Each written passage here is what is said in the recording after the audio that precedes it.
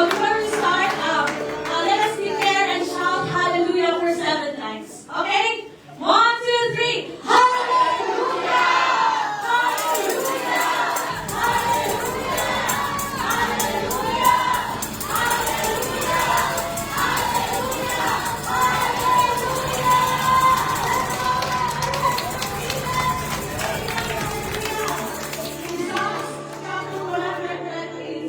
In Psalms chapter 100, verses 1 to 5, shout for joy to the Lord, all the earth. Worship the Lord with gladness. Come before Him with joyful songs. Know that the Lord is God.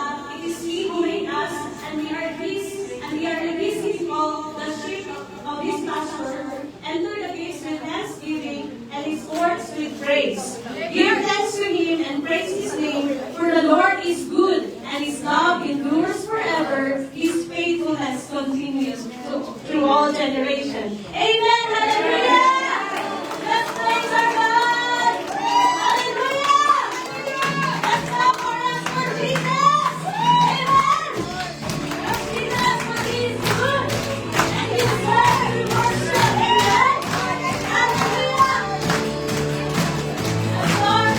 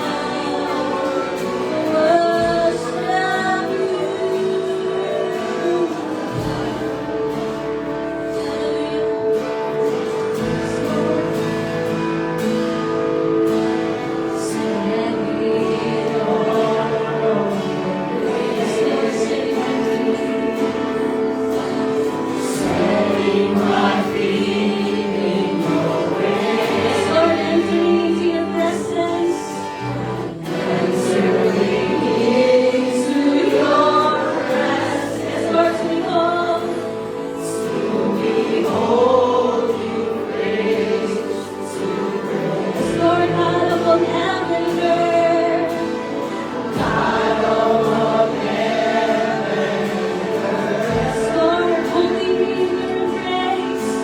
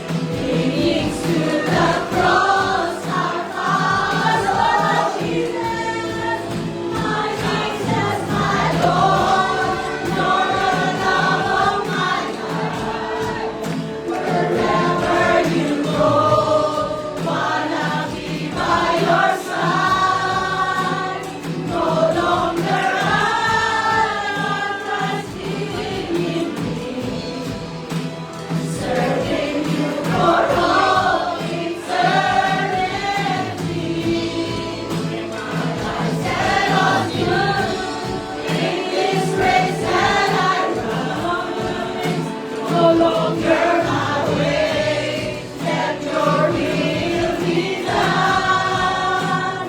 Make me a servant my heart's ever true.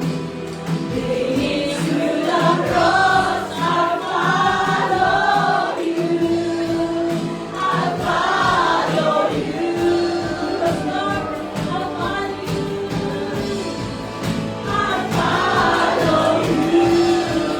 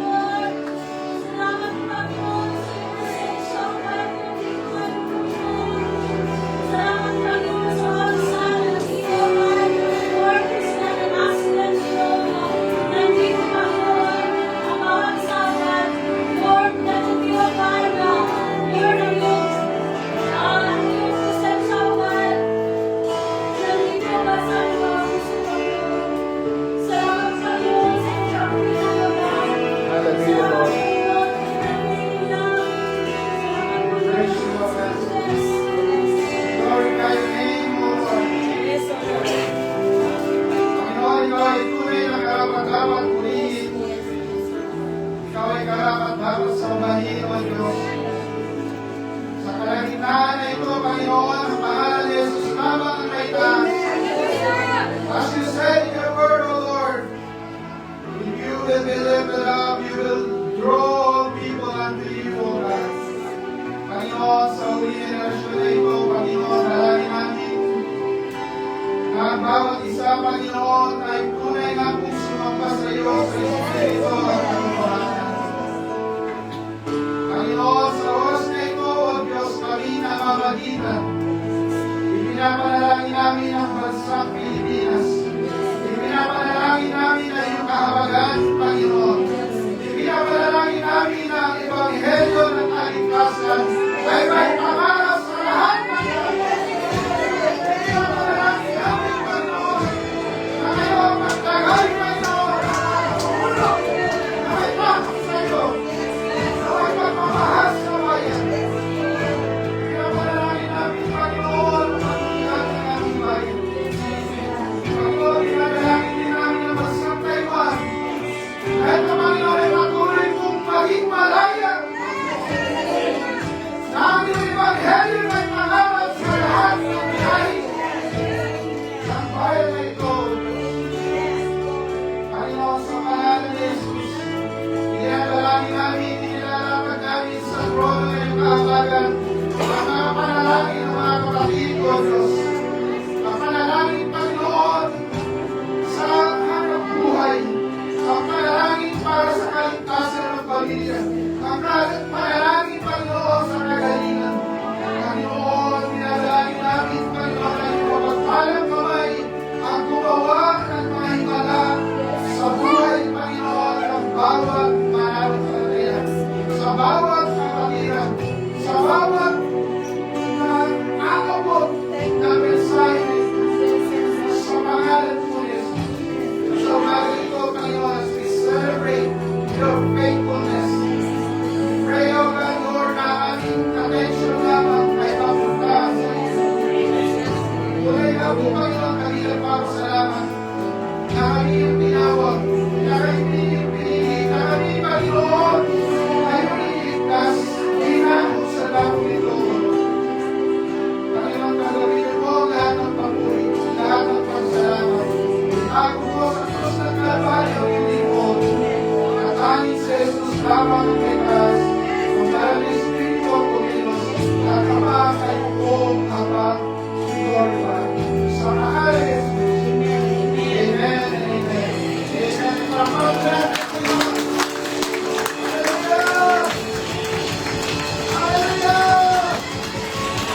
Glorify Jesus! Glorify God! Hallelujah!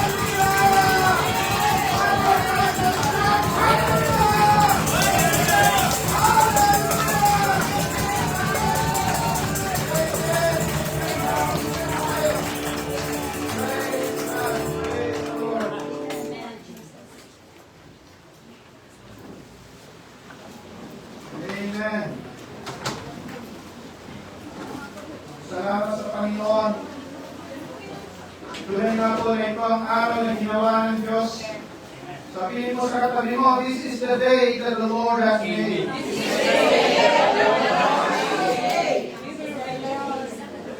And then sumagot ka naman, we will rejoice.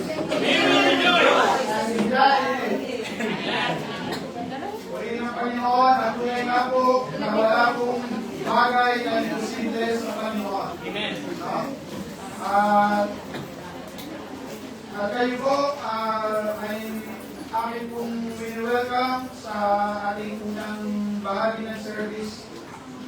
Maghapon po tayo, huwag mo kayo tatayo. Amen.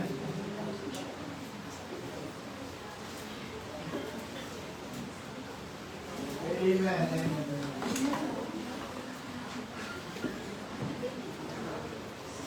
Let's go to scripture reading.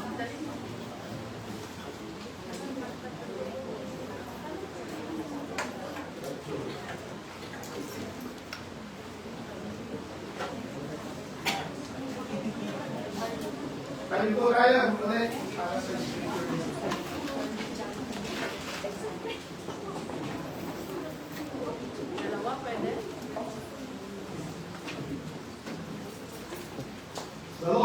set His affection on you and chose you because you were numerous than other people. For you were the fewest of all people.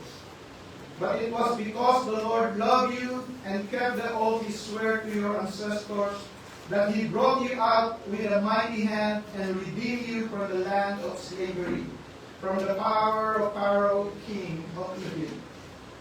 Know therefore that the Lord your God is God. He is the faithful God, keeping His covenant of love to 1,000 generations of those who love Him and keep His commandments. But those who hate Him, He will repay to their face by destruction. He will not be slow to repay to their face to those who hate Him. Verse 11. Therefore take care to follow the commands, decrees, and laws I give you today. If you pay attention to these laws and are careful to follow them, then the Lord your God will keep His covenant of love with you, as He swore to your ancestors. He will love you and bless you and increase your numbers. He will bless the fruit of your womb, the crops of your land, your grain, new wine, and olive oil, the calves of your herds and the lambs of your flocks in the land He swore to your ancestors to give you. Verse 14, you will be blessed more than any other people. None of your men or women will be childless, nor will any of your livestock be without ground. This is the word of the Lord. Thanks be to God. You may sit. Praise God. Maraming salamat po sa Panginoon. Tayo po ay nagkasama-sama. We praise God for His time. Na tayo po ay nagkasama-sama, no? Nagkasama-sama ang Filipino ministry, kasama ang Tagalog Fellowship, ang Ilocano Fellowship, at ang Bisaya Fellowship. Yung mga rin daw ay Bisaya Fellowship. Pero meron important na okay, tawagin ko po muna, no, bago tayo magpunta sa message. Pwede ko ba tumayo yung galing sa pinaka malayo, sa Nungan? Yung pinaka malayo, galing sa Nungan. Yan. Pinaka malayo yan, sa ikalawang mundo. Okay, susunod ng malayo, ang tawin. Okay, sana yung Nungan. Ang mga pinakamalapit, yung Wayen. Barap. At ang mga taga-Chungsan.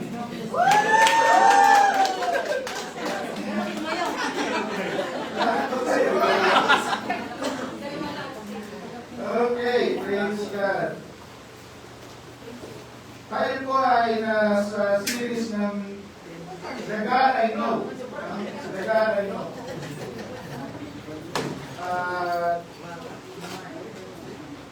So, magandang umaga sa atin. Minsan pa, kayo na gumising ng winter at ngayon ay nasa summer.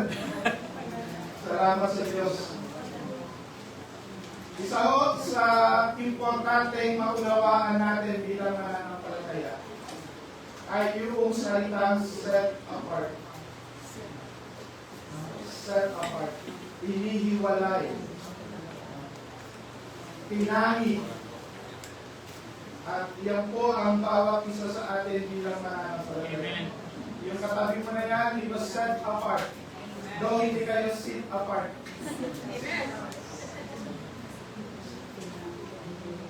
The God we know is the God who set us apart. The God who made us holy. It is the God who is faithful in His covenant. So, unawain natin sa umaga ito, God's covenant love, God's promises, God's warning, and most of all, the identity of His people.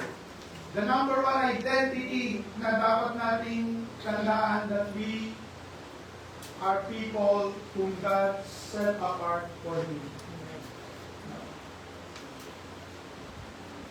So in Deuteronomy 7, Moses reminded Israel that as they entered the promised land, that first and foremost, they must destroy the nation's idols.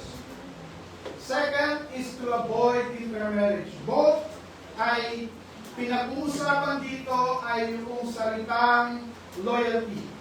Loyalty sa Diyos at loyalty sa iyong kasama sa buhay.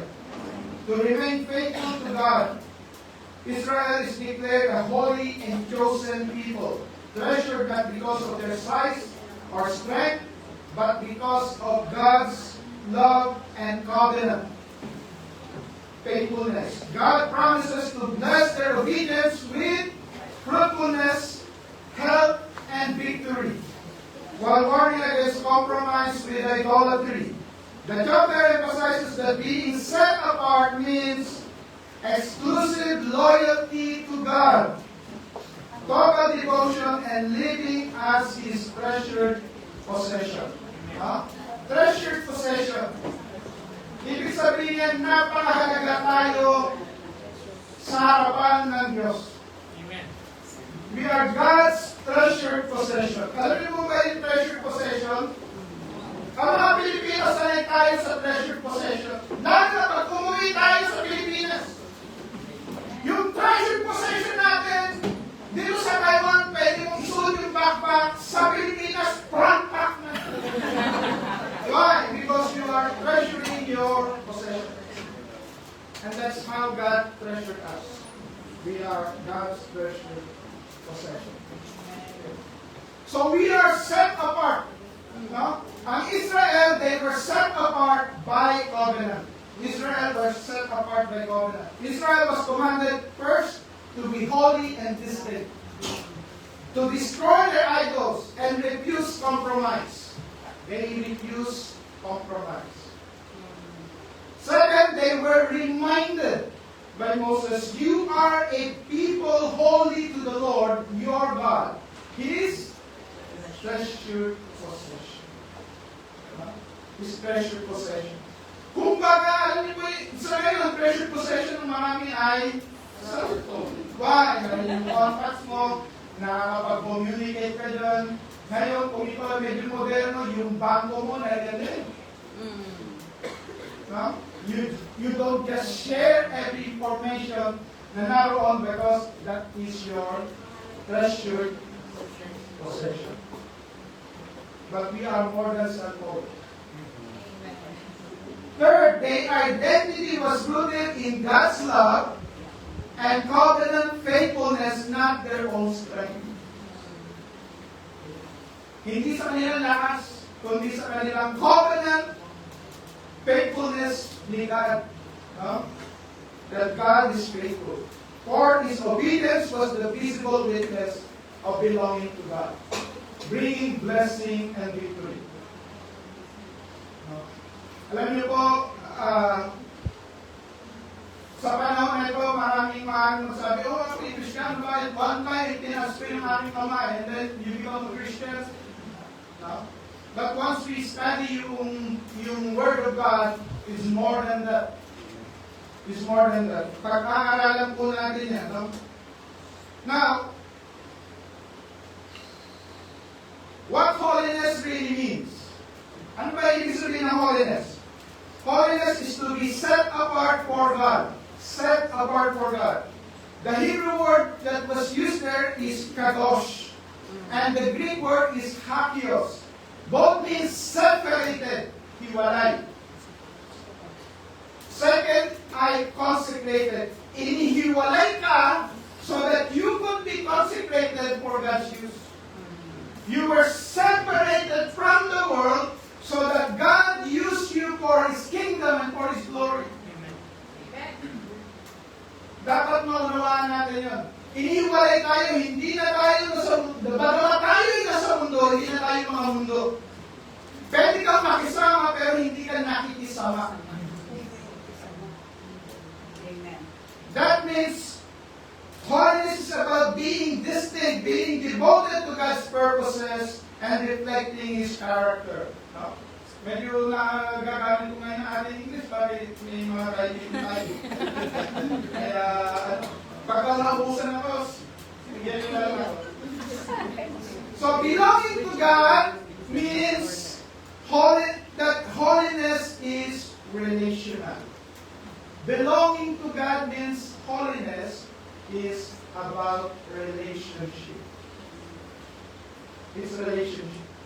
It's about belonging to God of infinite love and power. It's not about flawless performance, but about living in covenant relationship with Him.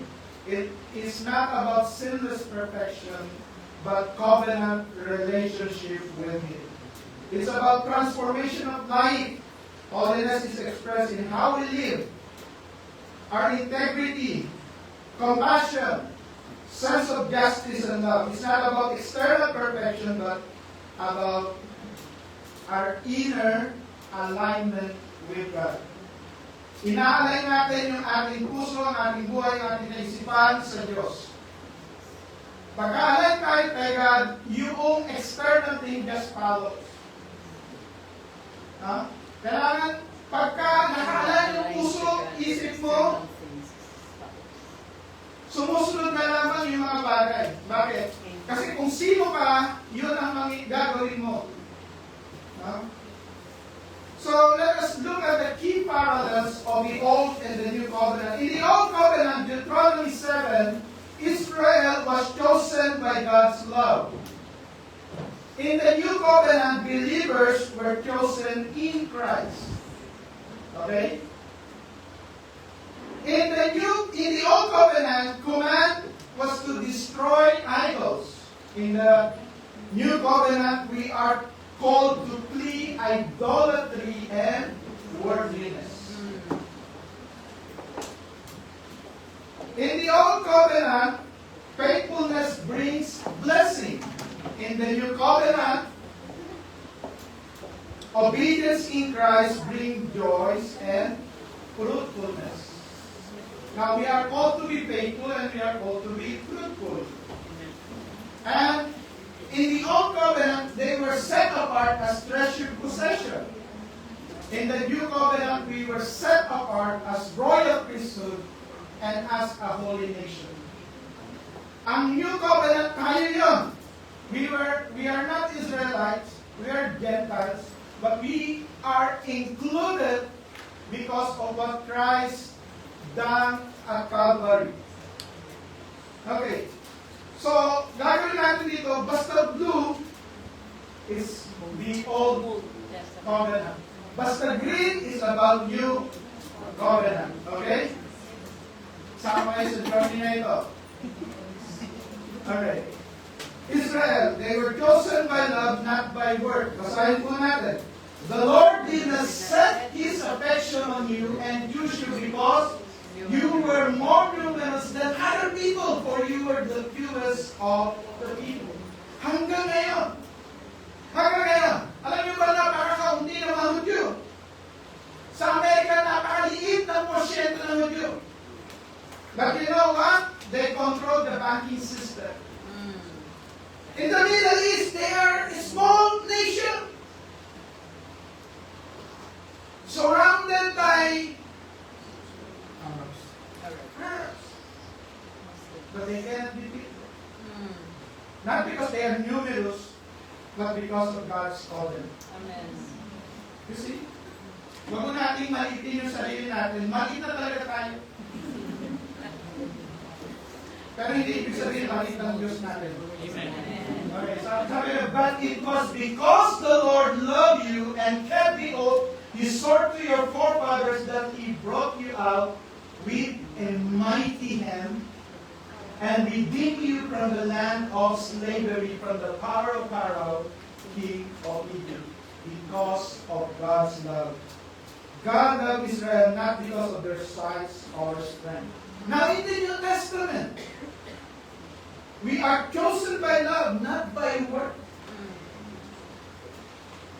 Hindi dahil mahalaga tayo.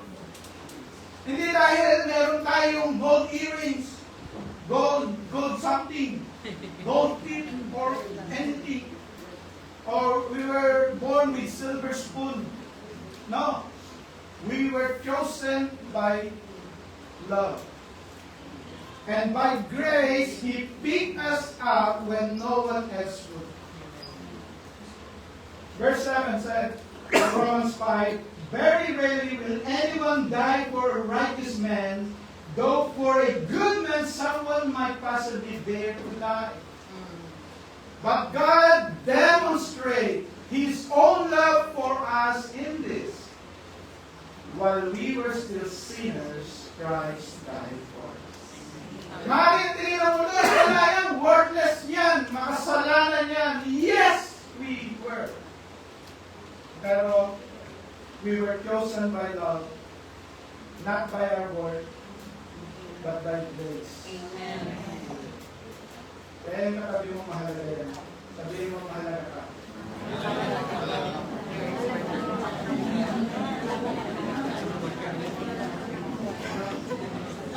At ito po napakahalaga because that means identity. Identity. No? Pagka hindi mo kilala kung sino ka, sasama ka na lang kung kanino. Pag alam mo kung sino ka, alam mo kung gaano makahalaga sa harapan ng Diyos. Bakit? Napakahalaga mo, ibinigay ng Panginoong Yesus ang buhay niya para sa iyo. Amen. Yung sinasabi mo ang mahal mo, baka hindi pa niya maibigay ang pera niya. Nung naniligaw sa iyo, o yung asawa mo, baka hindi niya maibigay yung ATM niya. Sabi, ibibigay ko ang buhay mo. Isweldo mo ay, yung 1/4 na lang. Nakuha mo natin. Amen. No? As a believer, our identity rests in God's covenant love fulfilled where? At the cross, at Calvary. Jesus said, this is how I love you. I bled for you. I died for you. Kaya yung sinasabi sa Biblia, di ba? Wife, submit to your husband. At mga husband, pag-i-stop lang doon. O, submit ha? Ano susunod na verse doon? Love your wife as Christ loved. And how did Christ love it? He died. Kaya kung yung lalaki na nag-ano sa'yo, naniligaw sa'yo, hindi kaya ibigay yung buhay niya sa'yo, mas malamang di niya rin kaya ibigay pang sweldo niya.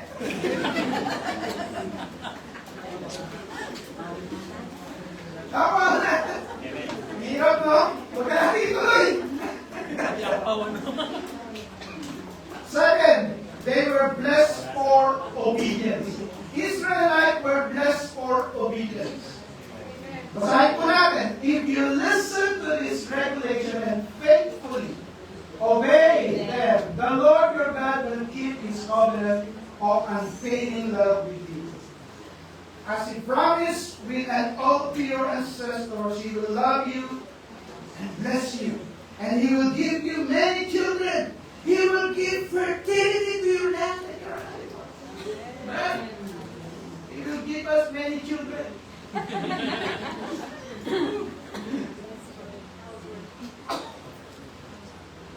Faithfulness unlocks God's blessing. Amen. Obedience unlocks God's blessing. It is written. And how about us, the new covenant people? We were also blessed by obedience. The path of obedience is our path to victory. Bakit ka laging talunan? Talunin mo una. How is your obedience quotient? How is your OQ? How is your OQ? Basahin po natin. But those who obey God's word truly show how completely they love you. You cannot just say, God, I love you this Sunday, and then by Monday, it's my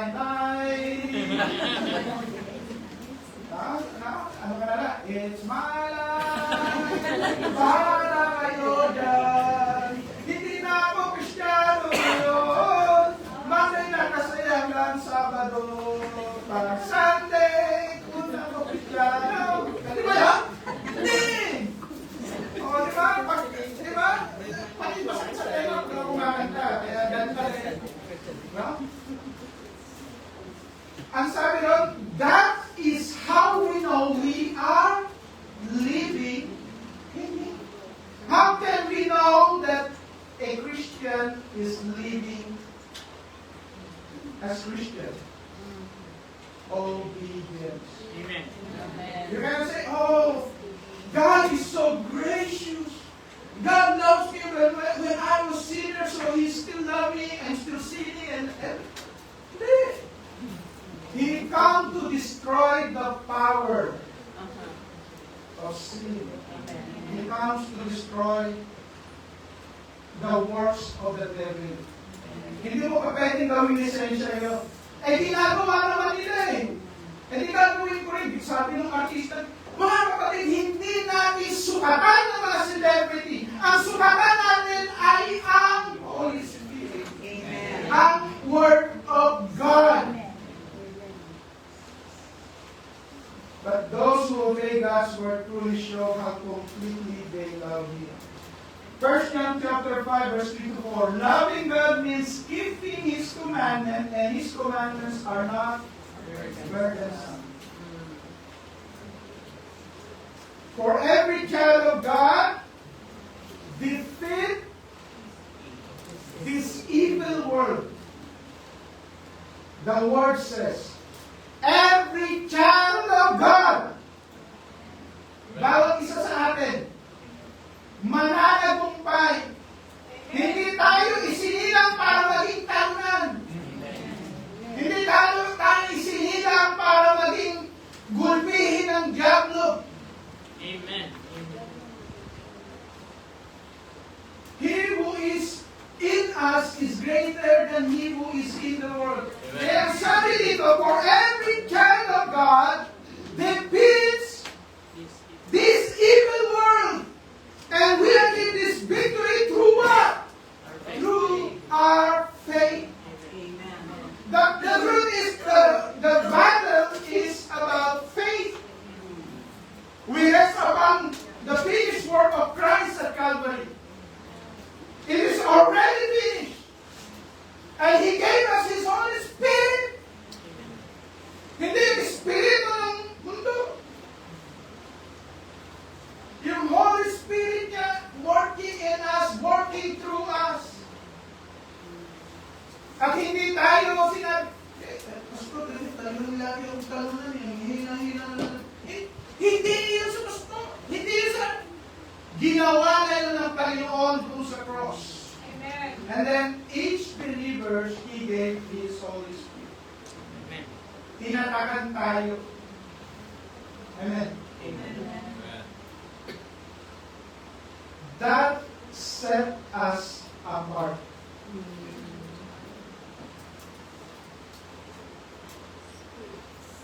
Third, Israelites, they were warned against compromise.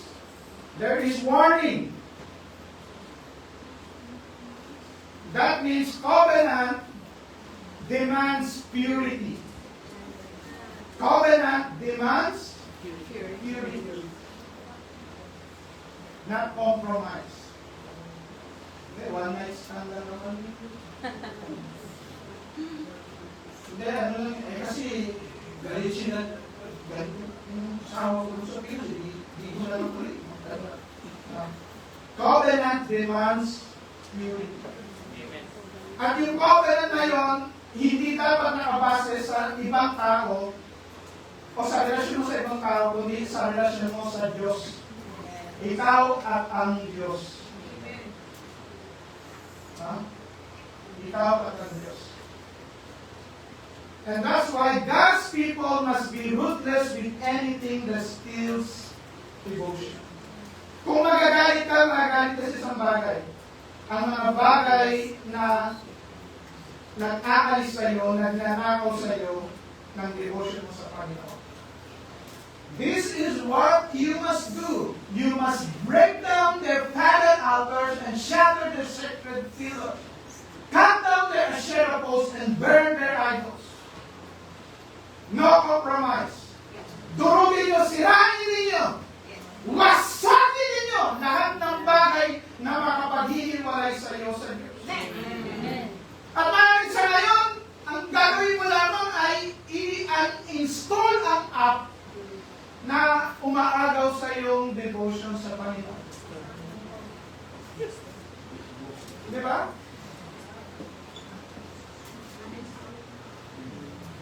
And then how about the New Covenant?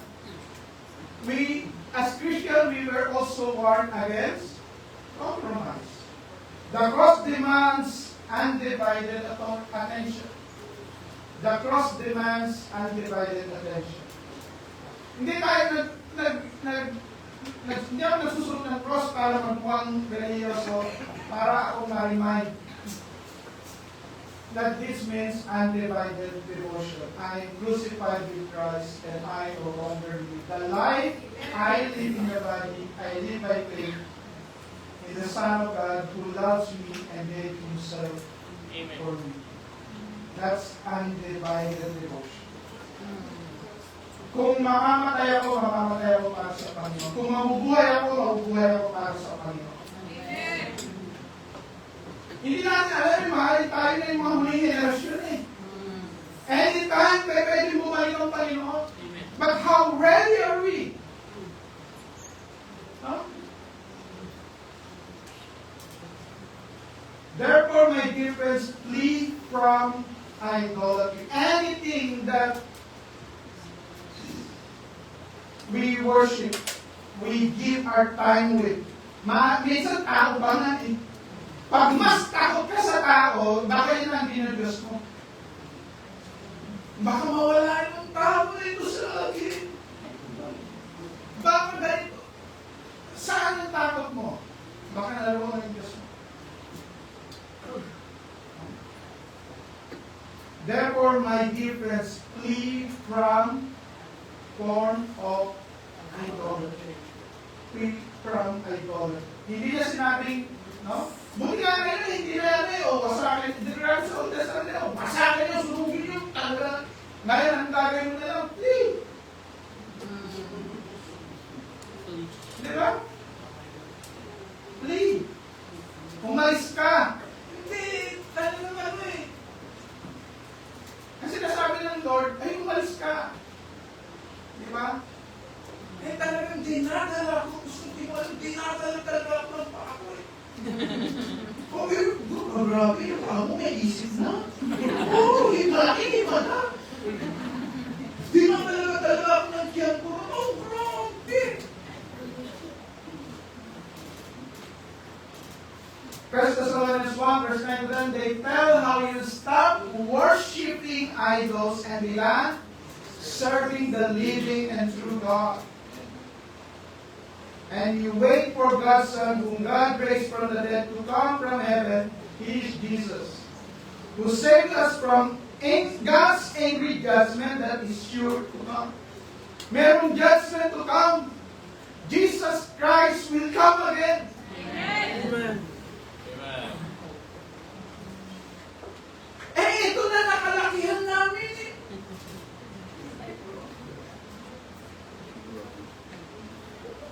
Sunod-sunod tayo, ligtas natin.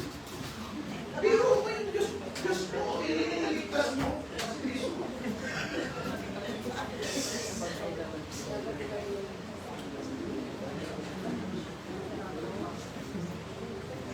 Worshipping idols must be stopped.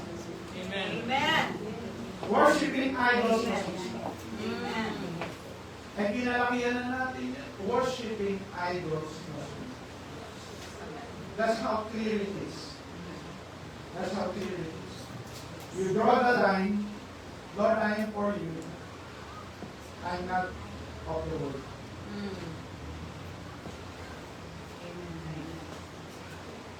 Why? Because of what Christ has done. Why? Because we have a living hope. Why? Because Christ is already living in us. Why? Because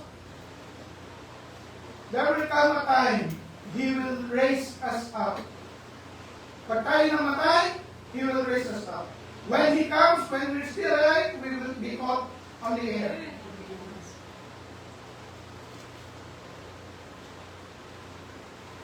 Pero yung masamang balita, yung hindi mga tumanggap sa Panginoon, yung hindi mga nagsisi, yung inakala nilang ligtas sila dahil lamang sa isang bagay na ginawa nila pero hindi nila talaga sinunod ng Panginoon.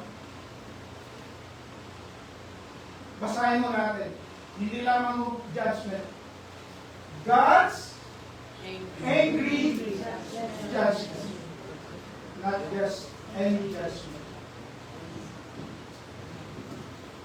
We are particular and we want to hear God's love. But there's also God's angry judgment. God's love of salvation. Ma-appreciate natin siya pag alam natin nililigtas niya tayo dahil doon sa judgment to come. Hindi natin ma-appreciate yung kaligtasan natin kung akala natin, basta kahit anong gusto kong gawin. Kasi lisensya ko ito eh. Buhay ko ito eh. Ganun, di ba? Hindi po. The cross demands undivided devotion. In the Old Covenant, they were set apart as His treasure. Mga kapatid, identity is holiness, not popularity. If you want to be popular, paano pagka pinag-resign ka nito?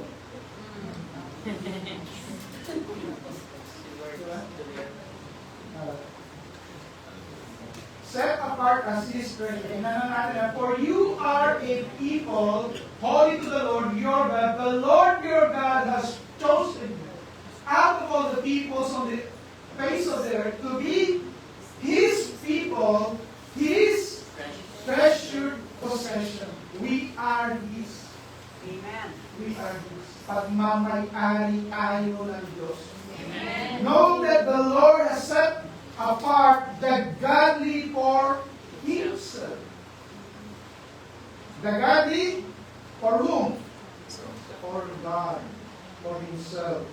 The Lord will hear when I call to Him. Holiness means wholehearted loyalty to God. Holiness does not mean how we wear our, Maaaring iba, Pastor, hindi namin nakikita yung paa mo ngayon. Naka-leader shoes ka.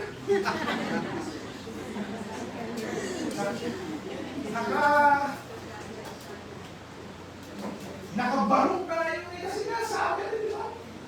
Praise God, sabi, kailangan barong. How about the New Covenant people? The New Covenant people were set apart as His treasure. Ito sila sa 1 Peter 2:9-10. But you are a chosen people, a royal priesthood, a holy nation, a people belonging to God. That us, New Covenant people, that you may declare the praises of Him who called you out of darkness into His wonderful light. Once you were not a people, but now you are the people of God. Once you had not received mercy, but now you have received mercy. At that cross, we become people belonging to God. At that cross. No? Yan, maraming misunderstanding, a common misunderstanding or misconception about holiness. Now, the number one misconception is holiness means sinless perfection. No, that's not. Why? Because once we said holiness is sinless perfection, it will fall short. Saan? Human cannot achieve flawless perfection. Yun na yung struggle ni Paul sa Romans 7, di ba? Nagkaroon siya ng struggle. Ano ang true meaning of? The true meaning is holiness is about being set apart and growing in Christ. As we mature, we grow in Christ. As we mature, we grow in Christ. Makita mo na ikaw ay patuloy na binabago ng Diyos.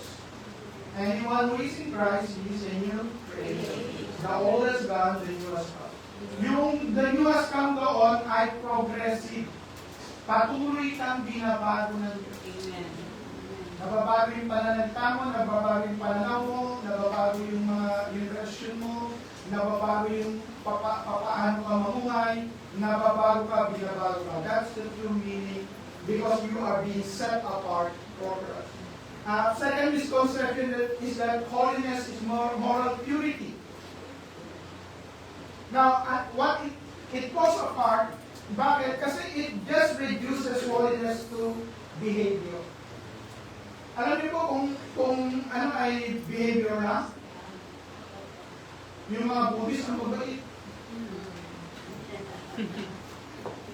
O kung mabait ka na, mabait. Mapagbigay pa. Di ba? But holiness is relational. It is rooted in God's nature of who God is. Amen. Kaya kapag pinag-aaralan mo yung Israel, ito ba yung pinili ng Diyos? Ang tigas ng ulo. Lalo na pag binasa mo yung Book of Judges, di ba?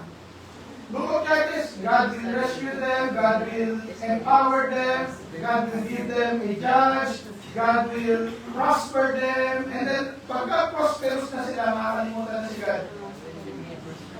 Tapos masasakot na naman sila, tapos yun, di ba? It's a cycle. Holiness is relational. Holiness, ang third is holiness is religious strictness. Kailangan pag ano ka, yung butulis mo ng liog. Parang hindi mo, kailangan ano mo eh, pahabaan ng ano, di ba? Pag lalaki, pataasan. Pataasan ng ano, ng suot ng butones. Pag babae, pahabaan ng palda at pahabaan ng buhok. Pag gano'n natin sinukat ang ating ano, that is religious strictness. It focuses on rules. But the true meaning of holiness is about transformation and belonging. Holiness is fruit of your relationship with God. So the new covenant people, they were set apart as His creation, rather because we become people belonging to God. Holiness is belonging, not perfection. Holiness is not about never failing, but about always returning to God. Yun yung First John. Makikita na, it is always returning to God. But about always returning, it's a journey of being shaped by His presence. We are set apart for His mission. We are set apart to reflect God's love in the world. Holiness is God's invitation to live differently. Being set apart. Not by escaping this world. Oh, mga tayo minsan pala ay gumawa tayo ng sarili natin syudad sa mundo. Pero remember, dalawa pa lang yung tao na kasalanan. Hindi yun eh. It is living with God. It is less about perfection and more about direction. Less about perfection, more about direction. Where are you heading? Where are you growing? What is the purpose of your life? Are you being shaped into Christ's likeness? That is direction. Is your life missional? We are called to make disciples. To be disciples. To make disciples. That is directional. Okay?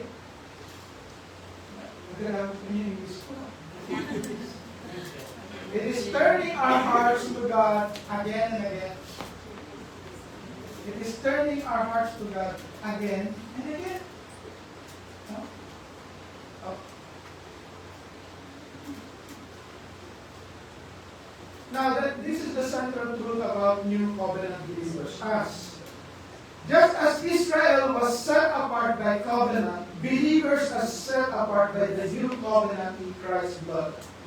Through the cross, we are marked as God's own people. We were set apart for His purpose. The cross is the ultimate declaration of our worth. The cross. What Christ had done at Calvary, that is Him saying, this is how much you were. Ganun ka kahalaga sa Diyos. Huwag mo sabihin, ako walang halaga yung buhay ko. Gaano ka kahalaga? Ibinigay ng Diyos ang kanyang bugtong na anak na Jesus. For God so loved the world that He gave His only begotten Son. That's how God looked at us. Ganon tayo kahalaga sa Diyos.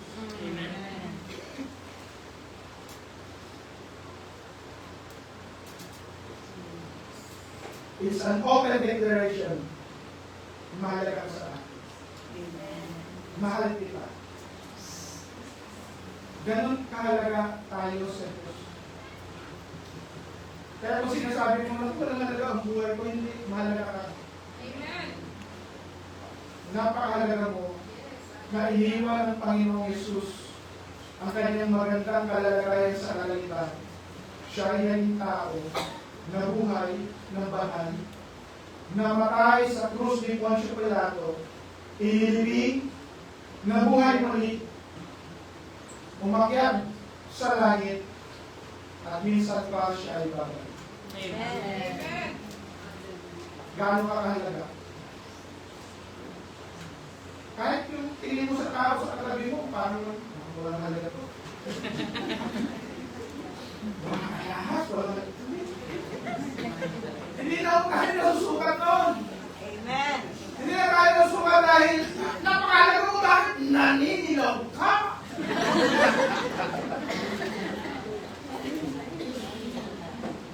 The cross is the ultimate declaration of our worth.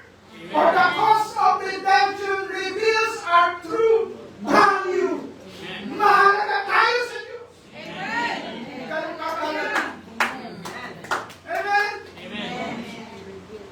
Tapos minimaliit mo sarili mo, pagtingin ka mo sa sarili mo, naku, ganito, bakit ganito yung itsura mo? Dapat ang itsura mo parang dapat si Brad Pitt.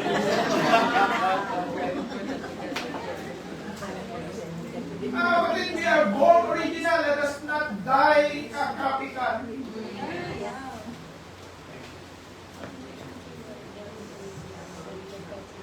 God created us after His own image.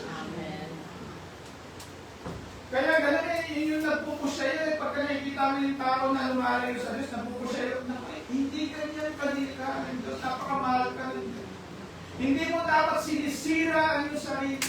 Hindi mo dapat sinisira ang iyong katawan.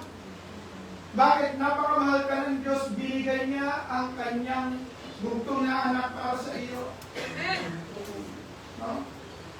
That should push us to win people for Christ. Why? Not just people need the Lord, people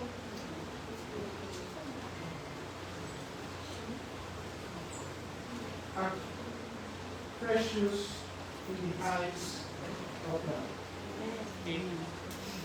As a believer, we were set apart to live holy, distinct, and treasured, for we are His. This is our reflection. Deuteronomy 7 reminds Israel and us that our true identity springs from God's covenant love. His promises brings blessing. His warning protects us from compromise. And His people are called to be set apart. Set apart means to live distinctly, to live faithfully, to live victorious for His purpose under His will. Hindi tayo pinaglamuhan ng Diyos para maging talunan. Tayo pinaglamuhan ng Diyos para maging mananagumpay. Amen. Huwag ka Kawawa naman ako.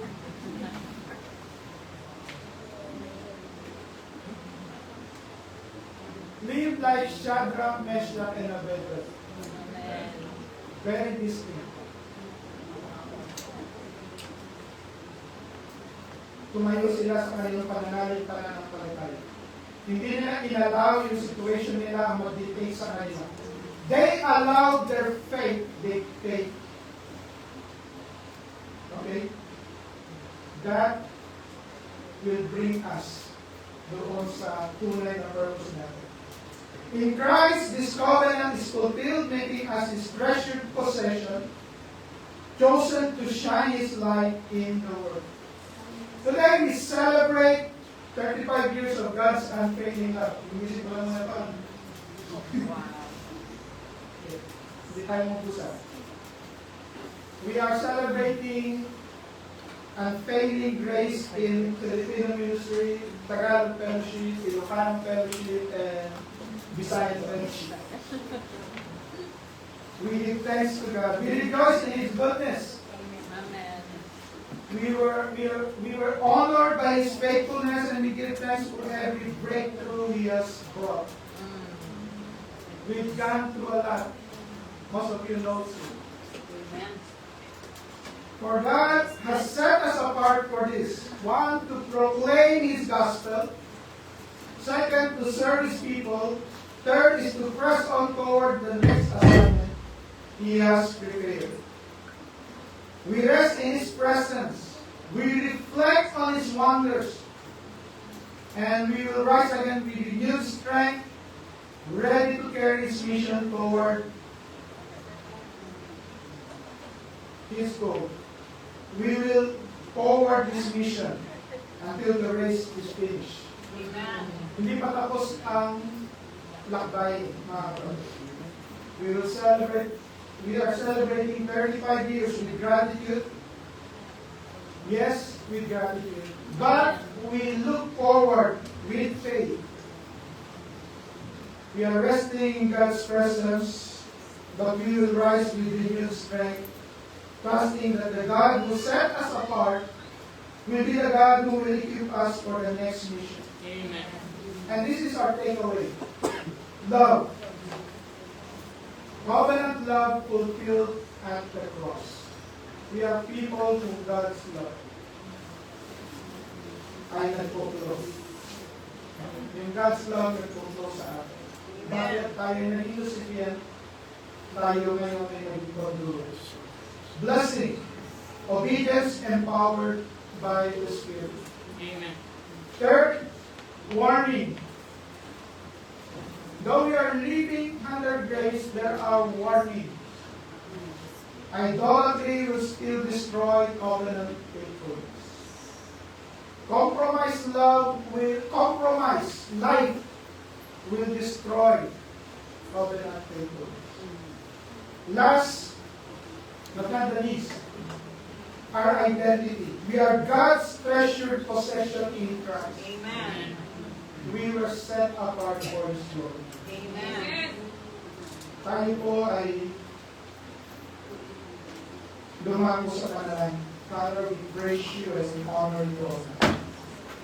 We thank you that you are good. We thank you that you are good. Father, nalangin ko po, O Diyos, na linisin niyo po ang bawat isa sa amin. Purify us, O Lord. Remind us, O Lord, that we were set apart. We were chosen. We were loved.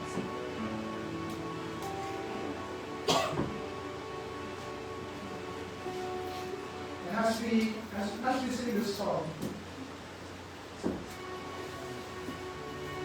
we will ask you, O Lord, to purify our hearts. That we will be as gold in your sight. In the mighty name of Jesus.